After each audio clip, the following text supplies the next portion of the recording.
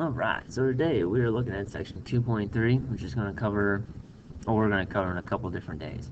So specifically for today, what we're looking at how we can figure out where each of the 6 trig functions are positive and negative. So we're looking 6 trig functions, positive, negative, and we want to see what's going to be positive or negative in which quadrant. And what I mean by that is if you're drawing the terminal sides in like quadrant 3, what trig functions in quadrant 3 are positive, which ones are negative. The nice thing about this is it's not necessarily very difficult, and if you know it, it will save you a ton of time on tests, homework, etc., and it'll help prevent a lot of errors later down the road. So here's a chart. This is actually from the book on where everything's positive or negative. And there's an easier way, I think, to remember it than just this, but if you take a second and just look at all these, and you can pause the video if you want to take longer to look at them. Here's the main concepts that I would hit. X is positive, Y is positive, R is positive, because they're all greater than 0, which means all trig functions have to be positive because you're making a fraction from only positive values. Because remember, we're looking at stuff like Y over R or Y over X. So here, all your possibilities, every number you're plugging in is positive, so everything has to be positive. Go to quadrant 2. X is negative, negative, positive, positive. So any function that has an X, any trig function with an X is going to be negative, which means you have cosine has X, and its reciprocal secant. So those are negative. Everything else is positive there. Now here, X is negative, Y is negative, R is positive, because R is always positive. So what you're going to find, and if you think about it, only tangent and cotangent are positive here. Everything else has to be negative. And actually, I want to go back. It's easier to actually think about it like this instead. We know cosine, secant, those are going to be negative. What that means that in this quadrant 2, what would be positive is sine and cosecant, because those are using your y's and your r's, so those are positive. Here, tangent and cotangent are positive because they're going to have a negative over a negative, which would make them positive.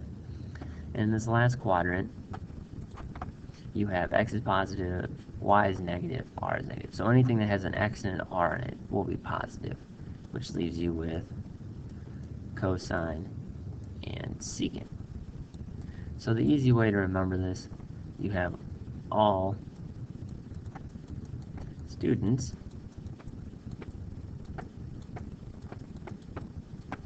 take calc. I know a lot of you guys think that's really funny because calc is apparently hard, which it's not, but that's okay. In any case, what this little acronym can help you with here, a mnemonic device, all, so everything is positive, all functions are positive. Students, sine and cosecant, so sine and its reciprocal are positive. Quadrant 3, take, so that's tangent and its reciprocal of cotangent. And then quadrant 4 is calculus for cosine and its reciprocal. Because once again, the one thing to think about, reciprocal does not change the positive or negative sign. Okay, so how would you solve the following examples given what you know? So I want to find cosine based that sine is negative 3/5 and terminates in quadrant 3. So if I draw this picture out, one way to think about it, it's going to be out here, okay, in quadrant 3. If you don't remember, this is quadrant 1, quadrant 2, that's quadrant 3, and quadrant 4, and they follow that direction because that's how angle measures are drawn positively, so they go up in the positive direction. So what we have here, we know that sine is negative 3/5. So that means if I put my point here, I know my negative 3 is my y, so negative 3. I know that 5 is r, so r has to be 5, and this is where earlier I was saying the positive and negatives, and knowing R is always positive is helpful because this negative technically could go to both the 3 and the 5. However, I know it goes to the 3 because 5, which is my radius, cannot be negative ever. So given this, how would I find my missing value? By now you would hopefully realize the Pythagorean theorem is your friend, and so I would put in a 4. Now, at this point being in quadrant 3, one thing to keep in mind is that this is a negative direction, that's a negative direction, so that would be negative 4, not positive 4. So then to find the cosine, I'm taking my x value over my r value. So I found x to be negative 4, r is 5. And one thing to check here, I want to check whether it should be positive or negative. And how I do that is using that, all students take calculus. So in quadrant 3, the only values that are positive is tangent and its reciprocal cotangent. So that means everything else has to be negative. So that means cosine has to be negative. So I know I got the correct answer. Alright, next I want you to try example 2 on your own. Like I said, you might want to pause the video, try it on your own for a little bit, and then resume afterwards. Alright, review. This is a review from yesterday.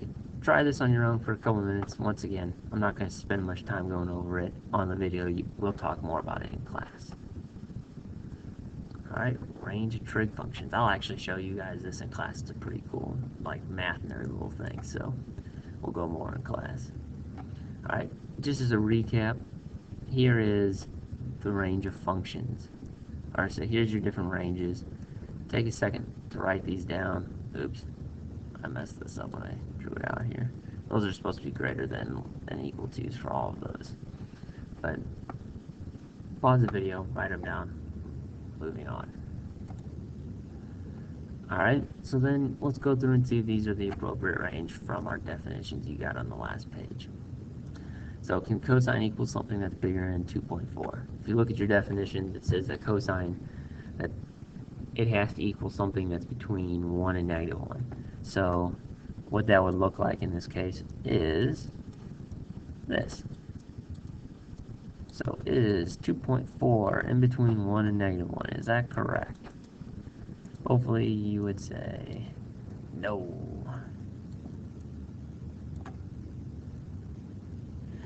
Now try the other 3, and we'll go over them in class tomorrow.